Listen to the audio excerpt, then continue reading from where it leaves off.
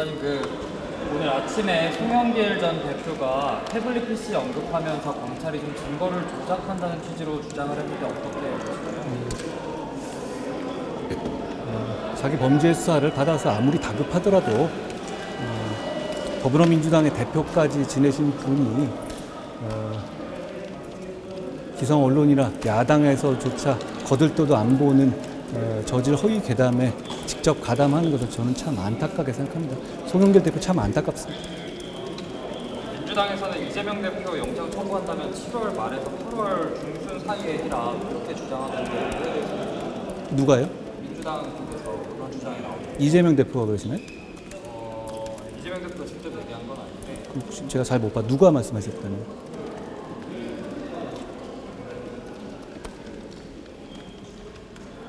비회기 중에 하면은 그러니까 그 얘기는 알겠는데 어떤 의원이 민주당 의원이 말씀하신 민주당 의원이 말한 거 아닌가요? 김한규 원내대변인이 기자들 만나서 얘기를 했다고. 우선 이재명 대표에 대한 범죄 혐의 수사는 민주당과는 무관한 이재명 대표의 성남시장 시설의 지역 토착 비리 수사입니다. 그런데 상관없는 민주당이 갑자기 나서서 언제까지 영장 청구해라 라고 말하는 게 저는 굉장히 희한해 보이는데요. 그리고 4번 연속 방탄해놓고 그 다음에 앞으로는 방탄 안 하겠다라고 말해놓고 지금은 앞으로 방탄 안 하겠다고 말한 게 사실은 시한부 조건부였다 이런 말씀 하시는 거잖아요. 범죄 수사는 범죄 혐의를 규명해서 책임을 묻는 절차지 범죄 수사 받는 사람의 기분 맞춰주는 절차는 아닙니다.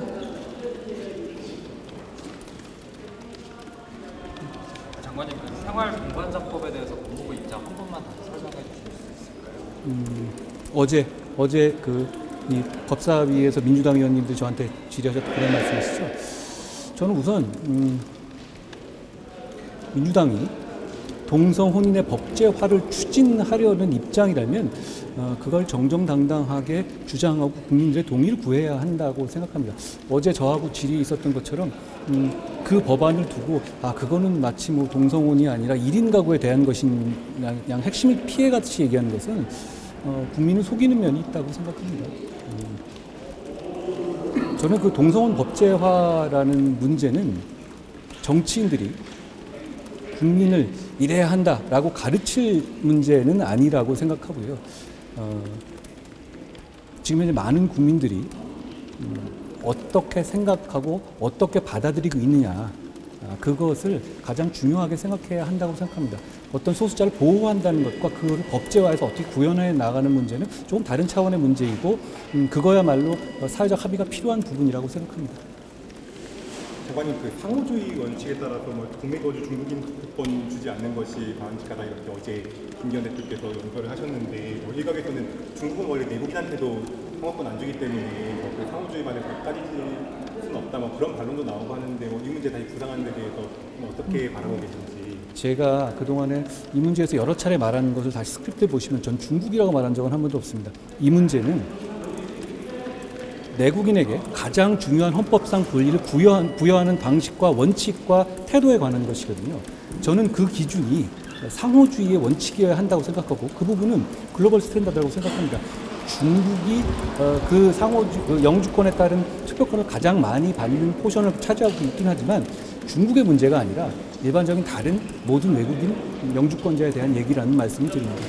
그랬을 때 제가 말하는 거에 오순점이 있거나 그러지는 않을 것 같은데요.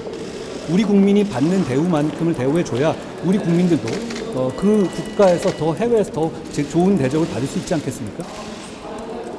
그리고 지금 얘기하고 있는 어떤 선거 제도라든가 이런 거 다른 나라 제도하고 비교해 보세요. 우리나라처럼 하는 나라는 없을 겁니다. 그러니까 적어도 거주 요건을 준다든가 이런 식으로 하지 실제로 우리나라 같은 경우는 영주권 일단 따놓으면은 그냥 평생 외국에 살아서 가끔 오면서 투표도 가능하거든요. 저는 그게 우리 헌법에 부합하는 헌법 정신에 부합하는 선거 제도 운용이라고 생각하지 않습니다.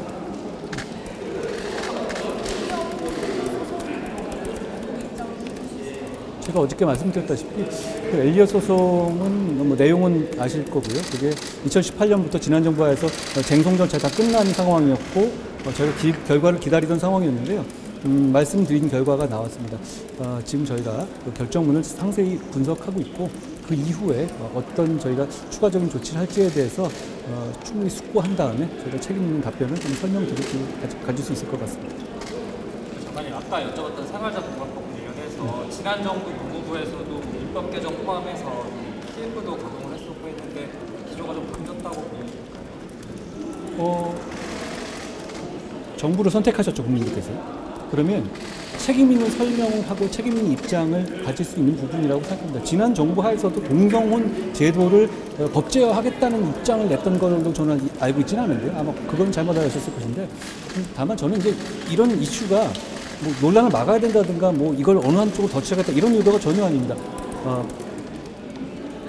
그 주장을 하려면 정확하게 정면으로 해야 한다는 것이고, 그래서 국민들로부터 많은 어떤 생각을 가시는지 충분히 들어야 한다는 것이죠. 일각에서 얘기하듯이 뭐 의원들끼리 합의를 하게 되면 국민적 합의가 있는 것이냐? 저는 이 문제에, 적어도 이 문제는 그렇지 않다고 생각합니다. 가족에 관한 문제잖아요. 그러니까 어떤 그 여러 가지 형태의 생활하는 사람들에게 복지를 부여한다는 차원의 문제는 굉장히 여러 가지 판단하기가 쉬운 문제입니다만, 이걸 가족제도에 집어넣게 되면 민법이라든가 이런 부분 대부분의 경우가 바뀌어지게 되고 굉장히 여러 가지 부수적인 효과가 일어날 겁니다. 그 부분에 대해서 충분한 고려를 해야 되고, 과연 국민들께서 그렇게 제도로 혼인까지 포함시키는 것까지도 충분히 공감하시고 용인할 것인가, 저는 그 절차가 필요하다고 생각합니다. 그렇기 때문에 다른 나라에서도 그 제도가 제도화되는 까지 굉장히 오래 걸렸잖아요. 어제 민당 의원님께서 말씀하신 것 중에서 굉장히 오랫동안 있었던 이슈라고 외국에서 했지 않습니까? 저는 그게 핵심이라고 봅니다. 굉장히 오랫동안 논의되고 국민들의 공감들을 얻었던 부분인데, 우리나라에서 아직까지 저는 그 단계가 왔는지에 대해서 의문을 가지고 있는 것이고, 그래서 민주당에서 그걸 추진하신다면 그 과정에서 문제점이 뭐고 많은 국민들이 어떻게 생각하시는지를 제가 충분히 설명드리겠다는 말씀을 어제 드린 겁니다. 한 가지만 더 부탁드릴게요. 오늘 스토킹 처벌법이 여야 합의로 통과가 될 예정인데, 장관님께서도 관련해서 많이 노력을 하셨었는데 어떻게 보고 계신지, 그리고 혹시 뭐 부족한 점은 뭐 과제는 어떤 거라고 생각하세요? 사실 스토킹 범죄가 사람들이 많이 착각하시는, 스토킹 범죄가 옛날부터 있었던 범죄입니까? 그렇지 않아요. 2년 전에는 스토킹이 범죄가 아니었습니다. 그런데 거기에 대해서 국민들이 굉장히 문제 제기를 하셨고, 그리고 그 과정에서 신당동 사건을 겪으면서 큰 피해가 실제로 나는 과정에서 저희가 좀 반성적고요, 그리고 보완할 부분을 찾아내는 것이죠. 저는 이 법은 지금까지 스토킹에 대해서 문제 제기를 하셨고 희생하셨던 분들, 이분들의 공이라고 생각합니다. 이 법이 통과되면 현실 세계에서 저희가 스토킹 범죄를 최소화하고 거기를 억제할 수 있는 집행을 잘 할 수 있도록 최선을 다하겠습니다. 또 없으십니까? 고맙습니다. 감사합니다.